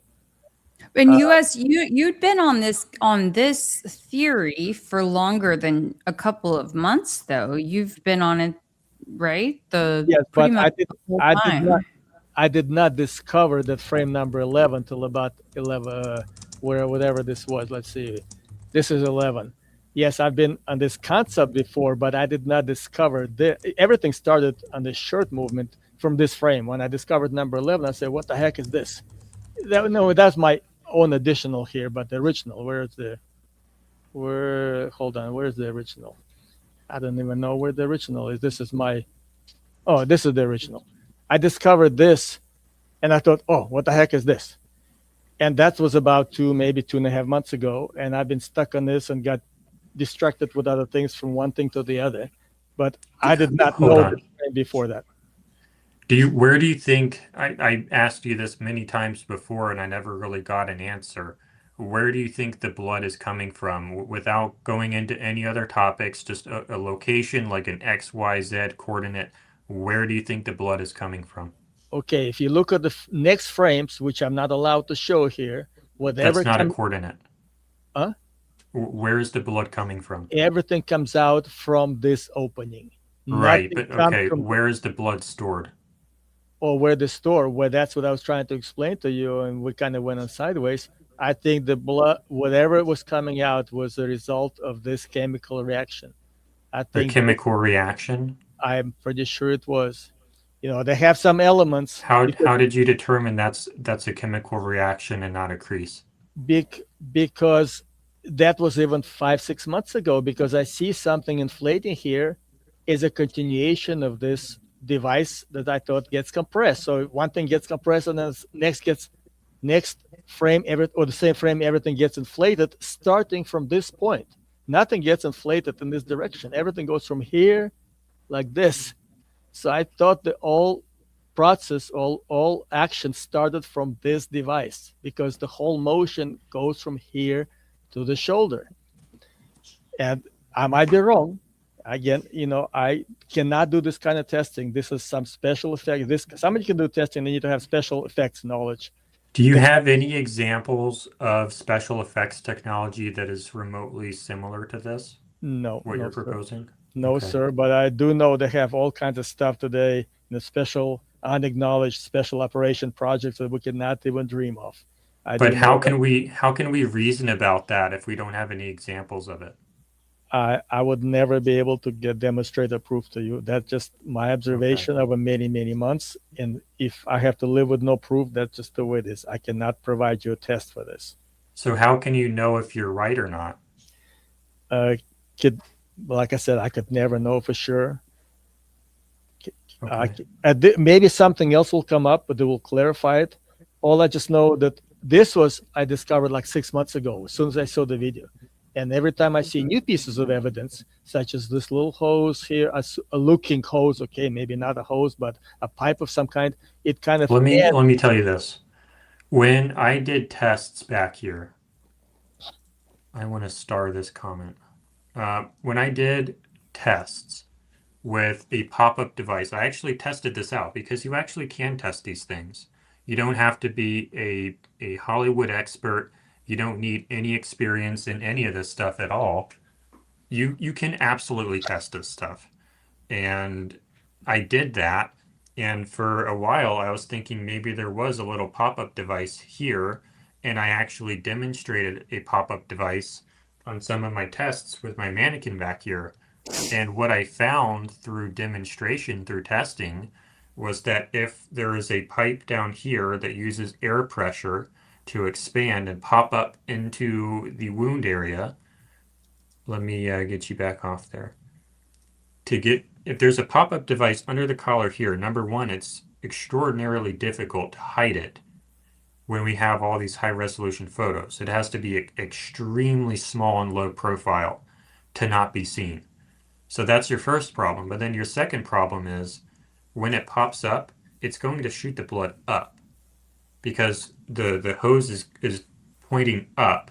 So all of the pressure, no matter how you dress it at the end, the pressure is gonna shoot up well, wait a minute. every time. Wait, So Jordan. that's a problem Jordan, I did that not you say only anything was discover. I'm coming not from. done yet. That's a problem that you only discover through testing and demonstration. So don't you think that just simple, easy test is valuable? I did not see anything come out. If that is a hose or some kind of a pop-up, I never saw anything on all the frames coming out of it. It almost looked Okay. to me like some kind of electronic guide to make something come out of that wound. Okay. It popped into the position, and it's like a guide of some kind. Nothing ever came out of that. If that's a hose or pop-up, nothing ever came out of it. Okay. So in standard Hollywood technology, if you wanted to pump blood out of a wound on someone's neck, would you use a chemical reaction with a syringe that sort of moves a weird crease over here by the right lapel mic? or would you use something else? In a standard setup, of course not. Of course, you'd use like a liquid pouch of some kind. But Mm-hmm. I do not see any liquid pouches on him large enough to sustain that kind of visual effect that we saw. How much liquid came out of the wound, do you think? Well, this is what we're not allowed. I'm not allowed to show here on YouTube. But one of the big like clues is when you see all the whatever, I keep calling it, whatever comes out of his neck, which I don't think was blood. It's rolling down the shirt. It is not soaking to the shirt. I'm not allowed to show you, but it rolls down the shirt without Right. staining it. And number two, most of it evaporates or vanishes in thin air. So this is Have like you I have you can done show- any tests to try to figure out what the fluid ounces of it was? No, but it looks like from observation, it looks like maybe 16 ounces that comes out altogether. But Okay. if And it have you all tried concealing that amount, 16 fluid ounces, in a pouch under the shirt? no, And have you looked for a concealed pouch that could hold 16 ounces under Charlie Kirk's shirt in the photos? no, but Would you be surprised to know that there actually is a pouch on Charlie Kirk's belly that Yeah, there's is a- about the yeah. exact size that would hold 16 fluid ounces? yes, I know that image. I know what you're talking about. You don't have to show Is- it. You think mean- that might be where the blood was? It's a possibility, but again, how do you explain if that's a real liquid? How do you explain it vanishing at midair? Well, it's just a video compression, I think. And the reason it falls off the shirt is because it probably has really strong surface tension. And this is made of 100% polyester. And if I spill water on it, it almost acts like a bird feather the way it just rolls right off the shirt. Just because of the way the shirt is built. Well, not out of the possibilities. But I looked at that video for all that substance rolling down the shirt, and you can just see it. I have it at 5% speed, and it does not reach to his waist. It like every time there's a clearing, it's just nothing goes further down. You can see the stream running, and there's a clearing, and there's nothing further down. And there's a little next batch comes down, and that disappears. Eventually some drops do go down to his waistline, to his pants, but most of it never makes it to his pants. It like keeps disappearing one after another. Is it possible that's because the pants are dark and it just sort of disappears into the dark of the pants? No, it disappears before it gets that far down. It disappears kind of above his elbow level.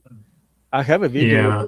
with a I'm pointer. looking at it right now. I can't show it on the screen for the reason you said. But I have drops right by What the speed top you of the have it pants. at what speed you playing it? I'm not playing it. I'm just scrubbing through the timeline. Oh, I see. But it goes down to the pants. So, There are I mean, some we can have a conversation about whether or not the video is authentic, but it is going down to the level of the pants. some of it, but not all of it. Some of it, if Well, you yeah, look, not all of it. some of it evaporates, so it vanishes in midair. Some of it goes down, but maybe like 20-30%, but the rest like seems like vanishes in midair. Yeah, I could see that, sure. So it's a combination of facts. So I thought that cannot be real liquid. So that's why I thought it had to be some kind of a mixture of some kind of chemical that turned temporarily into liquid and then returned back to gas. They have that kind of chemicals, which can be. Did you see the clip in the video that you pulled up earlier where I sort of put in, it might have been a different clip, I don't remember which one you used, but I posted to X today a clip that included a test where I had liquid shooting out of the dummy. Do you remember that? I don't think I could pull it up if I need to. I don't think I looked at that. Okay, give me a second and I'll pull that up. I'm going to close some of these windows, reopen them. I think my computer may crash if I have them open for too long. So if we need them again, I'll pull them up again. I'm going to find that super fast, I think, if I can find it, which I can't right now. Where has it gone? You tried to get your Where son is from my work video? again. Oh, I posted it to try and prove it. That's why it's not on here. Hold on. Now get this off. I didn't want that. Oh Try to boy. get your son from under the desk again, or what? Yes. Oh gosh, tried to finally put him yeah, in a place that he'll be I don't stable for want a this little to while. play right now. I want this to be on mute. I want this to be on mute. I didn't say for you to play audio. Okay. Sorry guys, I'm just getting kind of frustrated here. We Here we don't hear go. any, I don't hear any audio. Well, I could, and it's frustrating. Okay, here we go. I'm going to play my screen here. If we can go into this layout. I don't want that one up there right now. I want this one up there. Okay. So this is the test that I did. You see how, God damn it. You see how the liquid kind of just disappears? It's like really thick at the top, but then it just kind of disappears at the bottom. Why is it going sideways like that? Because there's a tube right here that's going straight. So it's just coming out of the tube. But you I've see never how, I did not look today at this section of the video. I mean, I can just you saw look that. at it now? Yeah, I can see it. You see how it's like really thick up here, but then it just kind of fizzles out and disappears down here? Well, it's hard to tell with that kind of dark background, but is it going into a mist or what? It's just kind of fizzling out. Right? Well, yeah, I'll have to see it with a light background, like against a shirt. I mean, here, if it goes into the mist and a dark background like that would become invisible for sure. Yeah, it's kind of just misting out a little bit. Yeah, So but I think that might be what happened with the blood on Charlie. Do you think that might be a good explanation? I don't know if it's good, but it's one of the possibilities. That would be a possibility. Okay. Keli? I think that we've covered quite a bit. There very well could be an opportunity for us to do follow-ups in the future, especially if we can nail down some video clips, where we can look at some things kind of in sequential order. I think that's really important. But do you have a YouTube channel at all, or strictly X? I'm sorry. Can you repeat the question again? Is it only X for you? Do you have YouTube at all? No, I never use the YouTube. I just try to Okay. boycott them for the reason because they have a very restrictive policy, and people complain about it. I say, well, stop complaining, just boycott them. So Understood. Okay, so we'll make sure that hopefully everyone can. Oops, there we go. Follow you on X, US_did_911. see how much you had to cover. I told you this is like massive presentation. It's just hard to do it in 15, 30, even an hour. It's so much to discuss here. Anyway, I kind of expected that. You have a lot of listeners. They probably want to ask some questions too, and they didn't get a chance to ask any questions. Yeah, we can go into that now, I think, right? Well, Sure. let me just show you one other image here, which is we didn't get to that part because I was certain. You remember we were discussing that electrocution part? You remember this? And I took an image or had somebody else take. You remember this image here? Jordan, can you see that? Or Yeah. and you said this is a shadow, right? I think so, yeah. Here, Keli, what's your opinion on, can you go back to that, please? here. What do you think about this? Can you go back to the sorry, I'm getting impatient. Can you go back to the other frame, please? This one? Yes, please. Keli, what do you think about that? Yeah, I think that looks like shadow to me. I'm not convinced that it's anything more like, I know some people have speculated electrocution, something like that, but I don't see evidence of that. What do you think about this? This is my hand. I think it depends on the lighting in the specific conditions. This was a light very similar. I took it under the porch, and we don't have a tent, of course, but the porch was very similar lighting. And you can see that this section, because it's facing outside, was more light than under the porch or under the tent. Actually, it's reflective, which is the same here. This section, because it's facing towards more light, it actually is not darker but lighter. And in this image, you can see the same thing. That this section is actually lighter than this because it's facing, it's reflective of the outside light. So you can, so even if this was a shadow, it would be, it should be consistent here. So this is only 2 seconds apart and about a foot apart in distance. But what my point would be to you and to many, many others out there who are working on this case is that this is why we have to know the source of our videos, where exactly they came from, what exactly they were taken with, who took them, how many different processes they have gone through, how many times they've been uploaded.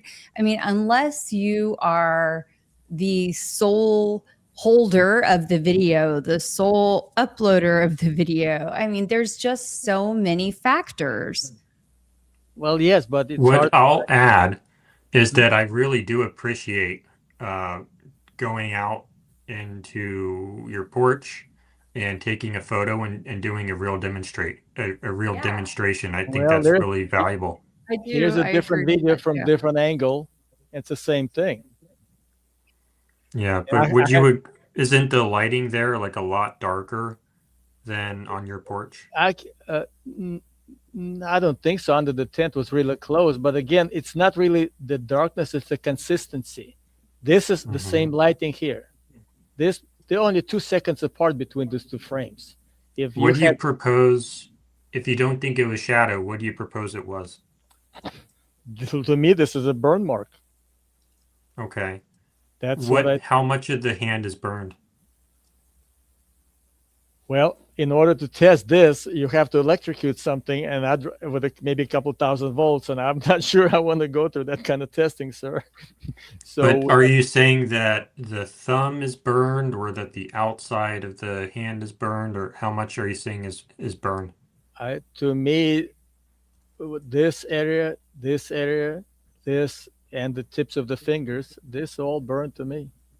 And what burned it? Huh? And what burned it? Some current that was sent through that microphone. Through the microphone? So the outside of his hand, right? It's slipping. When the microphone actually is slipping, it slips right. If you look at the video, it slips right along this part of the hand. It kind of goes down and he lets it go. Okay, but wouldn't, if he was electrocuted by that and if it was still alive, wouldn't that cause him to grip it harder? Yes, it would. He was gripping it harder until something apparently was, to me, it was turned off. I think that current was turned off, and the ring. Okay, so it's not going to burn this part of the hand then anymore, right? Yes, that could be. That has to be timed frame by frame. This is his ring. He's not holding the microphone in this frame, right? And let me rephrase. For it to burn this part of his hand out here, he would have had to have dropped it, right? I cannot tell. I do not have the whole video in front of me to say at which point he lets it go. And also, I do not know how liquids in the body, how the fluids react. If you have electrocuted, maybe it's like a surrounding area, not just the part that's touching it. That's fair. That's fair. I just don't know this. I don't know. That's fair. You have a lot of liquids in the hand, so it may be some surrounding area touches as well. Because it's not just the microphone, his ring. Oh, hold on a second. I've done this clip just specifically for you. I clipped out this gore part. Hold on a second. Where is this clip? Are we supposed to be getting into audience questions now, Keli? Yes, I'm working at looking for audience questions in the meantime. Let's go ahead and move into that segment now. Let me just take 1 second, guys. This is we're gonna move into audience questions now. Okay. I'm going to assert authority here. Okay. We have some starred ones at the top here. Okay. This isn't a question, but it's a statement. He says, it looks like he's bracing and grimacing to John Bassioni. Did I say that right? Probably not. Mhm. Bassiglone? I don't know. But I think it looks like he's bracing and grimacing too, and I think Keli agrees. Yes, and also actually, if you could pause there on another John Bassiglone point. I photograph aircraft models, and lighting points of origin and lumens make a big difference. I can take two photographs and they can be completely different with minor lighting changes. Yeah. And you also have the canopy above him, which is pretty important for the lighting. Mm-hmm. Well, the thing is, a foot apart in the distance and 2 seconds apart did not change the lighting. It's the same lighting. But it kind of did, though, didn't it? Unless you beg the question. Or, I mean, I'm kind of begging the question, but, I mean, it does kind of look like the lighting changed. Well, I do not know from where, because he was not under direct sunlight. He was in direct illumination. Even the most could happen, there was a cloud. It was a clear sunny day, so outside was consistent, under the tent was consistent. It's just the position of the hand moved by like a foot. Yeah, but I think that might have changed how it was. Well, you can see that you can see there's just no change here. That's my hand. We can't, well, that's completely different lighting, though, so we don't really know. Okay. We have that one. We just did that one. Okay. Do we have any questions? If anyone has questions, please go ahead and drop them in the chat. Well, people were not able to come up with any questions yet. We just went over so much material, and There's a lot to digest. they got stunned and they don't know what to ask. Well, they Is said there a they were very device? compelled. I'm sorry, very compelled by your information, and they felt like this was a very valuable conversation. Well, usually people don't have too many questions for me unless they just outright are close-minded and just want to debunk me no matter what I say. And that's kind of pretty normal. Is there a device that flows the blood out?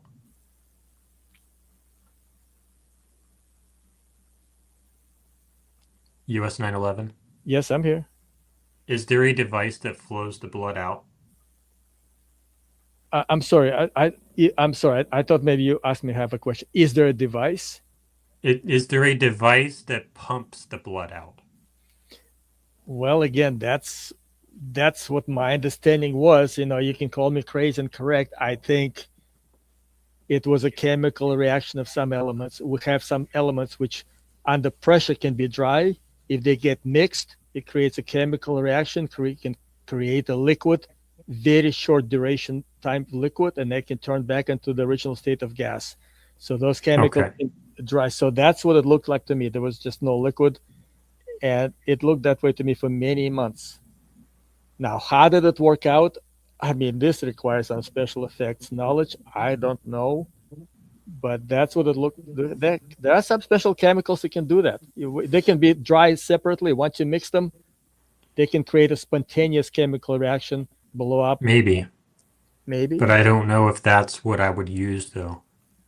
Do you have a side-by-side of the neck wound image with and without markups?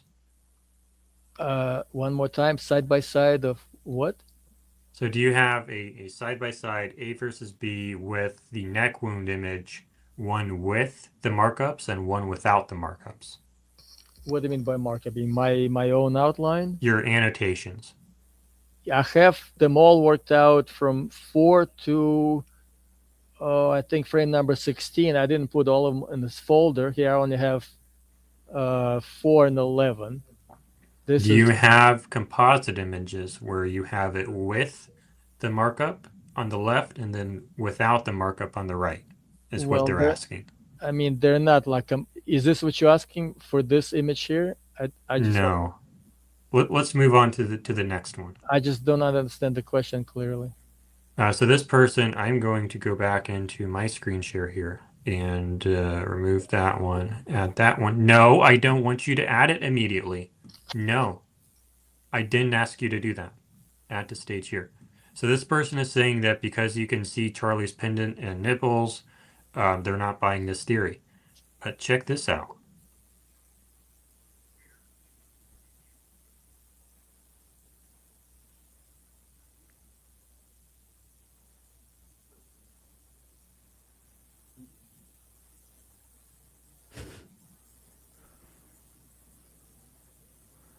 And what do you have under that letter D? You had like a little. That's the cross pendant. Can you hear the audio? We cannot hear the Oh, audio, okay. but I will say that's very interesting because we do see just the hint of, Charlie's pendant sticking out through the shirt. So that seems to track. And I can reproduce that. Yeah, and we didn't see the tape, the tubes, all of the things that you had hidden under the shirt sticking out Let me show you one more image. in that example. Let me show you one more image. I think maybe I showed you this before, but here. Maybe you saw this. Mm-hmm. Did you guys see this? We did. Mm-hmm. You see these two pins here? Yeah, what do you think Yes. those are? I think if you remember the shape of that, what I think is a bag, it was like a scarf going here from the camera a little bit to the right. You couldn't see it all the way to the shoulder, but the pattern was starting here and going all the way to here. And I think this is holding in place whatever this contraption was, because it was very important to be held in place, not sliding around this way or sticking out from under the shirt that way. It had to be held in place. So I Do think, we see those two pins in any other photo? yes, all of McClintock's photos from that show this area have the same two pins. Really? So to me, this is like a positioning pins of something under the shirt. Because my Yep. impression was that was the only photo that had that. No. Maybe I'm mistaken. I don't think I put other photos into this folder, but I can go to my other folder and show you a few others. I don't know if For I those, you guys, for those who believe those might be threads, what would you say? I'll show you the image of the threads. Hold on a second. Let's see if I can find this. This is the one I just showed you just now. This is a different folder. I think. And also, Jordan, if you could speak to that, considering that you actually have that shirt, if you could Well, speak to how, if this you've noticed any loose threads around that area, if there's This is anything a you could- different image here. This are the threads here. If you can see my pointer, this is a thread. This is a thread loop. This is a different image. This are the two pins. And you can also see the black line here, which is inconclusive what this is, but this could be a part of It's just the collar. this black line here on the Yeah, it's this the is collar. This is the Well, color can here. you look at the other screen? Yeah, please? let's put here. Yep, I'll put you up. Well, I don't need to be big. You just Sorry. need to look at Well, the other it's screen. just so that way for a moment that people could see you. I don't know how to. I'm sorry, Kelly. I'm getting grumpy. My apologies. It's okay. Well, but anyway, this is a different image. You asked me if- No, it's not anyway. Can you look at the other? Can you look at me, please? You're not looking at me. Wait. You see how there's black right there? Oh, I That's see. what that black is. I see. Okay. Okay, let's proceed. Why am I so big? I want to not be big. Here we go. There we go. Thank you. Well, but as you can see, the same two pins are on a different image, and they're in So different. you're saying that the two beneath. Why is there? What the fuck? Somebody knew you needed balloons. What are you trying to do? I I thought I heard an Amber Alert in the background, but then I saw balloons. So, it's fine. Can you go back to the other screen, sir? You asking me? Yes, please. Which one? This one here? Yes. Or this If one? you are There are two different images here. the Which one you one? just had, that one, thank you. This one? Yes, please stay on that one. If you're saying that the lower two ones are threads, right? This to me is a thread, and this is a thread. This is Okay. a pin. Okay. Why is the top one not also a thread? Well, it looks like cylindrical to me. It looks like reflective. It has a reflective surface, has different color. It's a silverish color. This is white. I thought you said that the lower two are threads. This one here, this is the Yeah. thread. This is a thread. Okay. I can see this has a reflective surface and it's a silverish color. So you don't think that the middle one is a thread? I don't think these two are. This one here looks like Okay. a thread to me. But this is like way too thick. Isn't and the reflective. whole shirt reflective though?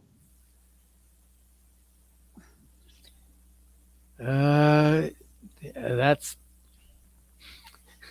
this. This does not look like a piece of fabric to me. I don't know what to say. This looks. I might even have another even more zoomed in section. Let's see. Keli, what do you think it is? Okay, I'm gonna ask the chat what they think. I'm this gonna is say, a color, this okay, is a Chad, color. put a 1 if you think they are. What do you want to call them? Attack or something? I think they're and then metal. 2 if they're threads. I added the contrast here. The I saturation. don't really have threads because mine's brand new. I added the color saturation here a little bit. That's the same image, and a little bit more zoomed in. This looked metallic to me. It kind of does to me too, but I'm not sure because I have this image over here, and I don't see anything, and I'm too lazy right now to zoom into it. I guess I can zoom into it. Hold on. Let's zoom into this. More tools, developer tools. Yeah, they're small. If you don't Find zoom in, it. you cannot see them. You really have to zoom in like 6-8 times. Can you just go into this link, please? I don't want the entire thing. I just want the hyperlink. Here we go. Copy. And pasting up. But yeah, for what it's worth, I'm gonna say they do look like threads to me, just given the amount of times that I see random little threads in my clothes, especially in new t-shirts. I would assume, which I think it is fair to assume, because this was his first stop on this fall college tour, new t-shirt, probably some new threads. But I don't see it on this image. Well, they're so short. I also personally don't trust, for the record, for the audience, just so they know, I've stated it many times before, but I personally do not trust Charles McClintock Wilson's photos. Sorry, Charles, if you're listening. Yeah. But sorry, I don't trust your pics. But Me in neither. which sense? You think he would be editing and adding something like this? Probably not adding something like it. Or maybe I probably think just- anything could be possible. I think things could be added, things could be subtracted. What I will say is that this person had a kind of came out of nowhere, had an odd or interesting story, how they ended up there without press credentials. And then next thing you know, suddenly became involved in every single TPUSA event moving forward. So take that for what you will. That's my personal opinion and stance, as I've said before. Yeah. And this Okay. image, you could be right on the other side of the shoulder. You have to like really careful because those, whether it's a thread or a pin, they're so short. It could be just below the horizon line of the shoulder, so to speak. You have to really pinpoint that exact line if it can be seen from this side at all. But they do show from the other side on all the images in the same location. I don't think I Okay. saved them, but I looked at like 4 or 5, and they show on all 4 or 5 from the other side. Ooh, this one's interesting. Could the blood storage be in a container on the floor, simply plugging it up to Charlie's tubing once he's seated? Also, the compressed air tank getting hooked up. Well, that would be the same. But I actually thought that for a while, but I got off that theory because I did find footage of him sitting down that was fairly continuous and did not show any evidence that anyone plugged anything to him. But I was definitely on that boat because that's how it's done in Hollywood. You have a blood pot, and I actually had one over here that I used for quite a while. But because I don't see anyone plugging anything into Charlie, I got off that theory, and I'm going to use. We might actually do that test this Saturday, where I'm actually going to use a solenoid in one of my CO2 canisters. We haven't really talked about this Saturday yet. I don't know if that's going to happen. But if we do another field test this Saturday, I'm probably going to be using a CO2 canister to pump blood out. So that'll be interesting. But not an external tank anymore. But I did use the external tank for quite a while. Okay. I think that's all of the starred ones. Well, we just hit the 2-hour mark, so I think we've just about covered our bases. This has been a good one, a very, very good one. Yeah. And I did not even cover that much. Well, I kind of got knocked out of my track because I was taking Well, too much time. And You there was a lot- decided to start taking shots at me. That's what happened. Well, you asked me to come over and lay it out, and you posted this video yourself today, so I thought, what the hell? Yeah. Well, we'll just have to have you back again. It was a great time. So thank you so much for being here. You guys make sure to follow on X US_did_911. We really appreciate you for being here. All right. Make sure that you're following us. Try and prove it. And Jordan Henshaw HQ on X, and just Jordan Henshaw on YouTube, and then me, Keli Rabon. Any very brief closing thoughts, US? I have to gather my thoughts to express my thoughts. Okay. Well, again, my thoughts are, again, we discussed a lot of possible fakery, and I think there was plenty. We did not discuss a lot yet. But again, the question of a fake death specifically, that's a completely different question. I think, again, he was expecting one thing and ended up getting something else. And All right. a lot of evidence we did not cover that points that he was indeed killed, but not as probably as he was expecting. All right. Thank you for your time, sir. I appreciate your time. Thanks for coming on. All right. Thank you very much. All right. Bye. Okay. Looks like we are at the end of the show here. Like Keli said, I think we might do you still want to do a spaces? I'm exhausted, honestly. Yeah, me too. And I'm getting pretty frustrated too. So we won't do that. I'll cancel that. And thank you everyone for coming on. And thanks for everyone for coming on. Have a good night. Thank you guys so much. Make sure you're following all our channels. Bye. We'll see you soon. Bye.